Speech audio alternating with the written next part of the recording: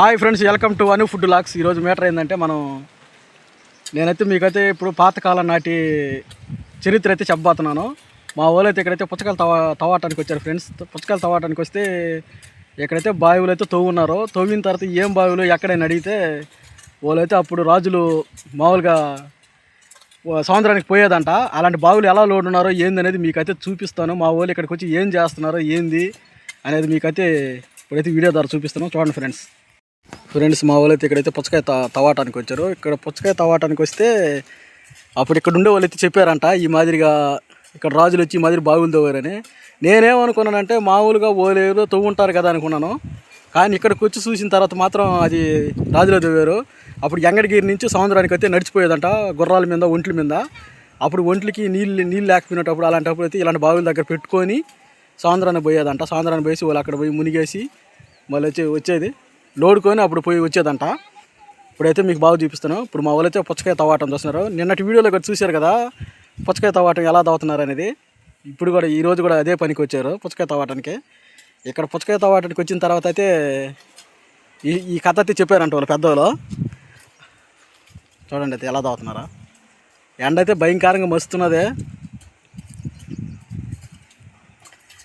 అయిపోయి వచ్చేసింది ఫ్రెండ్స్. ఉదయాన్నే వస్తారు, 7 గంటలకు వస్తారు, 1 గంటకి లేచి వెళ్ళిపోతారు. వస్తాను ఇంకో జాన్ సమ్మతి ఇక్కడ పని చేస్తా ఉన్నా చూడండి.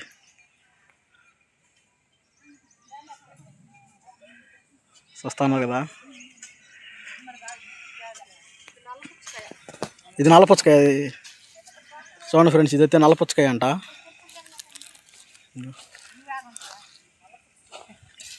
చూడండి ఎలా తాగుతున్నారు.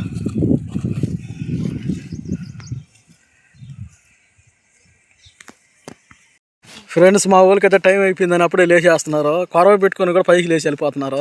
చూడండి, గీమాన్ ఉంటే గీస్తే కదా ఎండకి తట్టుకోలేకపోతా అంటున్నారు. అలాంటప్పుడు పనులకి రావడం ఎందుకు ఫ్రెండ్స్? మీరు చూస్తున్నారు కదా పనులకి.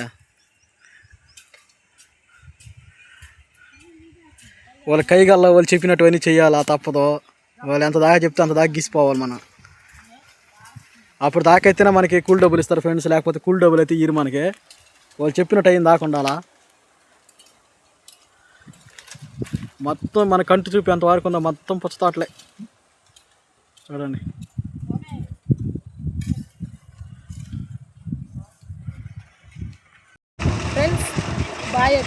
ఫ్రెండ్స్ నేను చెప్పాను కదా రాజుగారుల బాయ్ అని.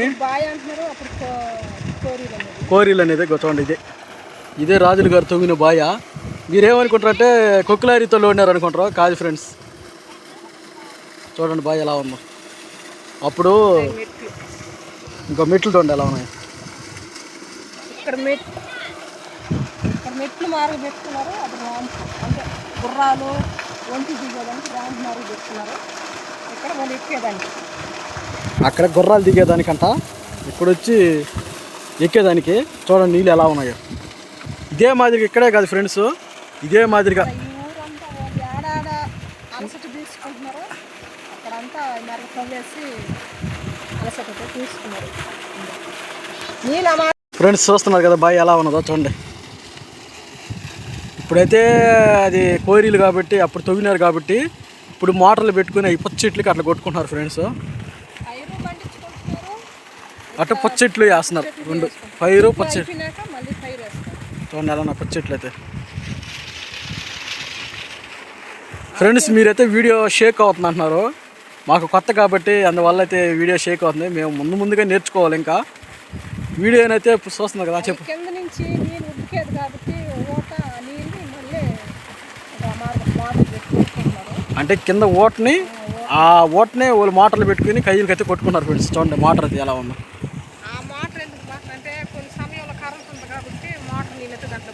పోసుకుంటా అంటే దాంట్లో స్టోరేజ్ చేసుకుంటారు, బావిలో నీళ్ళు చేసుకొని అప్పుడైతే వాడుకుంటారు.